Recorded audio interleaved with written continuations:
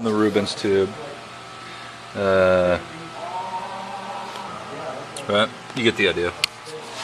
So we've done this in about an hour.